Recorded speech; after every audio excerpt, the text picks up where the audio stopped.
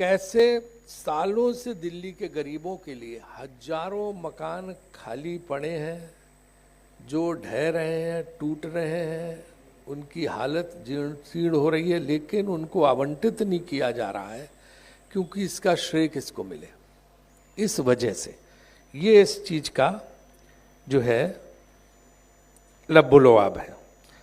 कांग्रेस की केंद्र सरकार ने जवाहरलाल शहरी नवीनीकरण मिशन के तहत दिल्ली के साथ एक अनुबंध करके 14 अलग अलग स्थानों पर 52,344 फ्लैट गरीबों के लिए बनाने का अनुबंध किया था, जिसकी लागत 2,415.82 करोड़ निर्धारित की गई थी।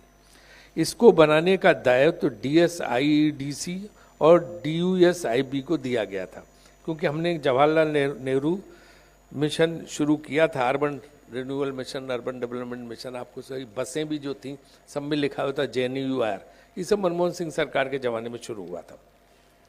मगर दुर्भाग्यपूर्ण बात यह थी कि वर्षों पहले 1944 में से 35,744 फ्लैट का निर्माण पूरा हो चुका था, जिसमें से सिर्फ 4,833 फ्लैट गरीबों को दिए गए।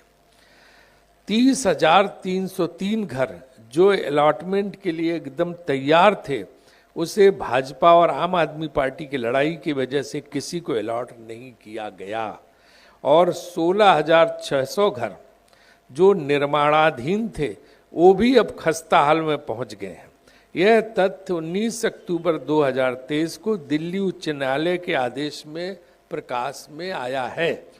आप और भारतीय जनता पार्टी की श्रेय की लड़ाई इस कदर दिल्ली को नुकसान पहुंचाने वाली थी कि केंद्र की मोदी सरकार ने 31 दिसंबर 2020 को एक सर्कुलर जारी करके कहा कि जो निर्मित घर बचे उन्हें अफोर्डेबल रेंटल हाउसिंग कॉम्प्लेक्स की योजना के तहत प्रवासी और गरीबों को दिए जाएं।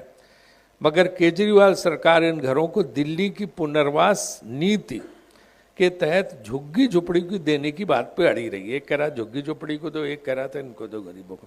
इस झगड़े वाले की गरीब तो दोनों ही हैं, किसी को भी मिल जाते। और उससे बनाए हुए थे मनमोहन कांग्रेस सरकार की योजना थी। यह लड़ाई इतनी बढ़ गई कि इसके लिए भी MOU नहीं हुआ और हालत जस के तस बने रहे। अंततः 18 सितंबर 2023 को दिल्ली हाई कोर्ट ने एक हाई पावर कमेटी बनाई और यह निर्देश दिए कि फ्लैट्स जल्द से जल्द गरीबों को दे दिए जाएं।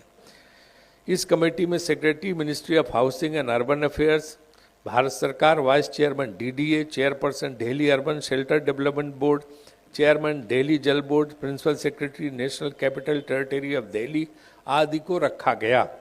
मगर दुर्भाग्यपूर्ण बात है कि कोर्ट के कहने के बावजूद भी केंद्र और राज्य सरकार ने कोई एक्शन नहीं लिया, अभी तक नहीं लिया।